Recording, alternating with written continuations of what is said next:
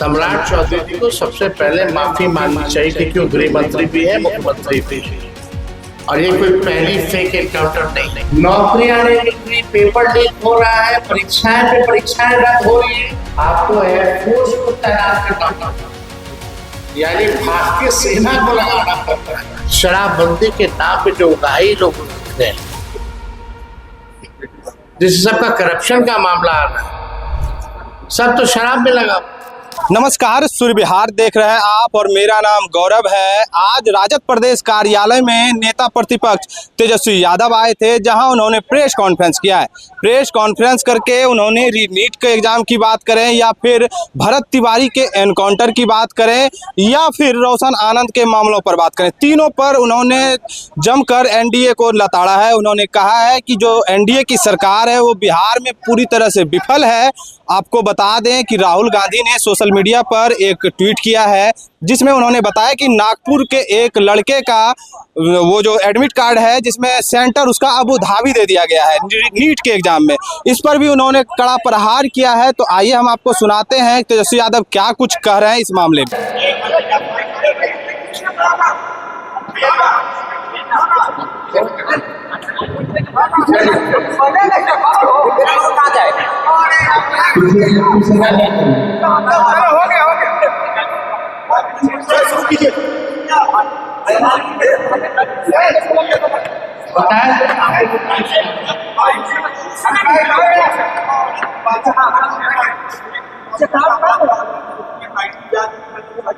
एक बात इसमें कहीं दो राय कि फेक एनकाउंटर जो है पूरी तरीके से बिहार पुलिस ने किया है, और ये पहली घटना ही नहीं, इससे पहले भी कई बार फेक एनकाउंटर जो है किए गए हैं, जात को देख करके भी किया गया। और यही नहीं, पुलिस थाने के अंदर भी कई लोगों की हत्या पुलिस द्वारा जो है की गई। पूर्व में भी कई जो गाय घाट पे हुआ, वहां पे हम लोग एक जो मधुबनी में हुआ था, पुलिस थाने में किस हिसाब से पिटाई की गई थी।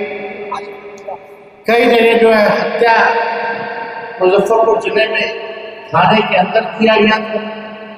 कई यानी फेक एनकाउंटर जो है बिहार पुलिस पूरी तरीके से, हमने पहले भी आप लोगों को कहा था कि बिहार सरकार का खजाना खाली है।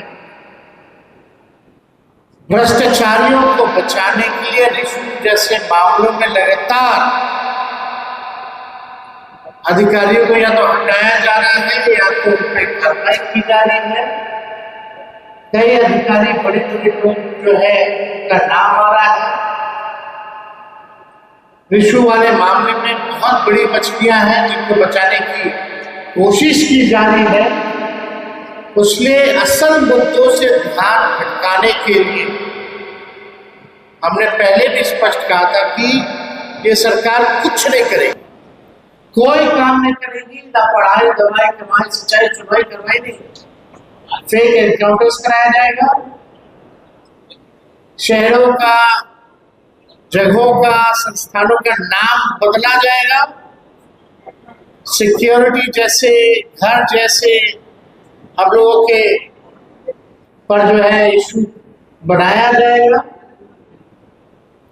ये तो हमने पहले ही कहा था कि सरकार के पास पैसा नहीं है अपने नाकामियों को छुपाने के। जो चुनाव में जो वादा किया था कि महिलाओं को 2 लाख रुपए मिलेंगे, 1,90,000 कब दोगे सम्राट चौधरी जी? ये सवाल पूछने पे सिक्योरिटी छीना जाता है, घर को बदला जाता है। रिश्वत जैसे करप्शन के मुद्दे को अगर उठाया जाता है तो फेक एनकाउंटर्स कराया जाता है। पूरे बिहार में लॉ एंड ऑर्डर ध्वस्त हो चुका है, अपराधियों का बोलबाला है, लेकिन पुलिस का गोली केवल निर्दोषों के छाती पे चलता है। जो बड़े बड़े अपराधी हैं, गुंडे हैं, उनको संरक्षण दिया जाता है, ये सारे सवाल अगर पूछोगे सरकार से तो न्यूज को डाइवर्ट करने के लिए नया नया फालतू बातें ये लोग जो है लाते रहते हैं। तो सरकार जो है, आप लोग सब लोग जान रहे हैं कि लगभग 7-8 महीने हो चुके हैं सरकार को। 2 मुख्यमंत्री आप लोगों ने देख लिया, दूसरा सरकार चल रहा है, लेकिन अभी भी कोई काम बिहार में नहीं हो। गरीबों का घर तोड़ा जा रहा, ठेले वाले, ऑटो वाले, रिक्शा वाले को लाठी से मार करके भगाया जा रहा है। महंगाई, गैस, पेट्रोल, डीजल कीमतें आसमान छू रही है। नौकरियां नहीं मिल रही, पेपर लीक हो रहा है, परीक्षाएं पे परीक्षाएं रद्द हो रही है, किसान तबाह है, मजदूर तबाह है, व्यवसायिक तबाह है, सब लोग परेशान हैं। काम कहाँ हो रहा है बताओ? एक काम कोई किया हो तुम लोगों ने? केवल घोषणा पे घोषणा, घोषणा पे घोषणा, दोहरी बातें रिपीट कर गई है कितनी बार। ये तो यही सम्राट चौधरी जो हर जिला में एयरपोर्ट बना रहे, पता नहीं कब बनेगा, क्या काम शुरू कर। तो सरकार पूरी तरीके से फेल हो चुकी है। सर एनडीए में क्या कहना सर, दो कार चल रहा है क्या? एक नेता वेलकम करते हैं, एक नेता भाग्य बताते हैं सर।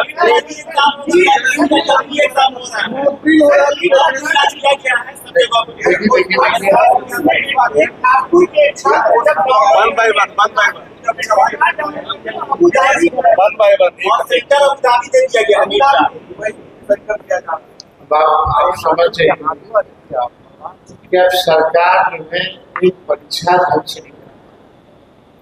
अब एक परीक्षा कराने के लिए जो है आपको एयरफोर्स को तैनात करना पड़ रहा है, यानी भारतीय सेना को लगाना पड़ रहा है। तो आप समझ सकते हैं कि सरकार की स्थिति क्या है। कितने लाखों करोड़ों नौजवानों का भविष्य उन्होंने बर्बाद किया है और आगे भी कर रहे हैं।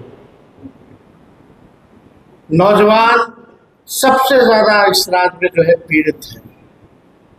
अब उम्मीद है कल परीक्षा है तो कम से कम परीक्षा जो सफल हो, लेकिन अब तक जो छात्रों का जो नुकसान हुआ, चाहे आर्थिक तौर पे मेहनत जो लोगों ने किया हो, वो सक्षम स्टूडेंट हो, आना जाना, ट्रेन की सुविधाएं आपको देखी हुई क्या है परीक्षा होता है तो बिहार में ना ले जाना ना ले जाने की व्यवस्था। हमने इसलिए चुनाव में कहा था कि अगर हमारी सरकार आना जाना और अगर परीक्षा रद्द होती तो सारा बकाया हमारी सरकार ने निकलना और निष्पक्ष परीक्षा दिखाएंगे। जैसे उस 17 महीने में हमने 5 लाख लोगों को नौकरी लेकर के निकाला, लेकिन छल कपट से तो सत्ता में आए, बेईमानी हो रही है। नीट के मामले में दोषी है भाजपा के ही लोग बोल रहे कि बड़े पक्षी। कौन है बड़े बड़े पक्षी? उन पर अब तक क्या कर रहे? कोई अधिकारी ने कार्रवाई की इतना पेपर लीक हो गया। रिशु का मामला 20-20, 25-25 हजार करोड़ का मामला है, उस पर कोई कार्रवाई नहीं की जाती। तो हम लोग तो चाहेंगे कि भाई कल जो नीट की जो परीक्षा है हम तो सभी छात्रों को शुभकामनाएं देते हैं और कम से कम सरकार में जो लोग बैठे हैं उनसे हम यही कहेंगे कि भाई पेपर लीक के मामले में कुछ तो सजग होइए, कुछ तो गंभीर होइए, ताकि भविष्य में किसी भी एक छात्र के लिए भुगतना न। हमारे पार्टी ने ऑलरेडी स्पष्ट कर दिया, झारखंड के जितने हमारे नेता या हमारे प्रभारी गए उन्होंने झारखंड में रांची में स्पष्ट कर दिया। हमको नहीं लगता कि इस पे चर्चा करने की। तेजस्वी जी जिस तरीके से इनकाउंटर हो रहे हैं, सरकार के लोग सवाल उठा रहे, क्या हड़बड़ी में इस तरीके के फैसले लिए जा रहे हैं सरकार की तरफ? देखिए, सरकार पूरी तरीके से विफल है अपराध को रोकने के, और निर्दोषों को जो है टारगेट में जो है लाया, निर्दोषों पर जो है गोलियां चलाई, अपराधी बेलगाम घूम, और पुलिस प्रशासन लगातार, पूरा पुलिस महकमा अगर आप कहें, शराबबंदी के नाम पे जो उगाही लोग रख रहे हैं, जिससे सबका करप्शन का मामला आ रहा है, सब तो शराब में लगा, सब शराब की तरह स्मगलिंग में लगे हुए, तो कहां से जो है आप समझते कि न्याय जो है मिल पाए?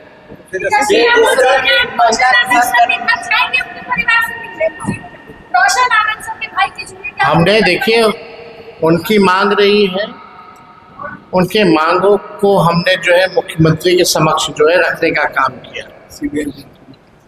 और हम फिर से आग्रह करेंगे मुख्यमंत्री जी से कि सीबीआई जांच सौंपी जाए। दूध का दूध, पानी का पानी होना चाहिए। जो भी दोषी है उस पर जो है कठोर कार्रवाई होनी चाहिए।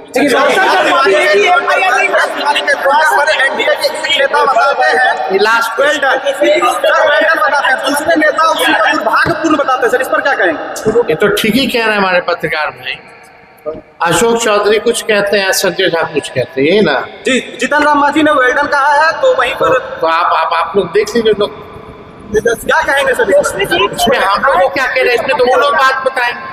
हमारा एक शुरू से स्टैंड है अभी तक कि निष्पक्ष जांच होनी चाहिए, दोषियों पर कार्रवाई होनी चाहिए।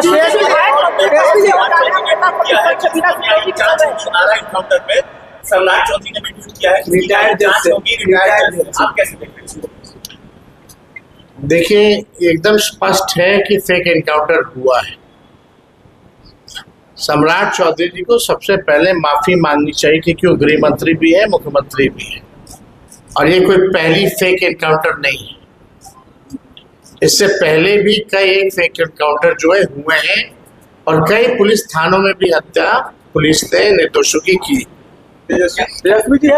और ये तो अद्भुत है, सम्राट चौधरी जी इस पे क्यों नहीं बयान देते हैं कि अगर एनकाउंटर हुआ तो इसकी तो न्यायिक जांच आप करा रहे हो रिटायर्ड जज से, लेकिन पुलिस ने उनके माता पिता, उनके भाई बहनों पर कैसे मुकदमा कर दिया भाई? या फेक एनकाउंटर हो या एनकाउंटर हो, अब तो जांच का विषय हो गया, लेकिन हम पूरी तरीके से कह रहे हैं कि फेक एनकाउंटर है, लेकिन पुलिस ने उनके परिवार वालों पर एफआईआर क्यों किया? इस पे सम्राट चौधरी जी क्या कह रहे हैं? इस पे कुछ कहना चाहिए। सम्राट चौधरी जी को तो कम से कम जाकर के माफी मांगनी चाहिए परिजनों से मिलकर। तो आपने अभी नेता प्रतिपक्ष तेजस्वी यादव को सुना, आपने सुना कि उन्होंने किस प्रकार नीट के बारे में खुलकर कहा है, तो वहीं भरत तिवारी के एनकाउंटर पर भी बोला है, तो वहीं रोशन आनंद के मामलों पर भी पहले से उन्होंने सीबीआई जांच की मांग की है, और उस पर वो अड़िग रहे हैं।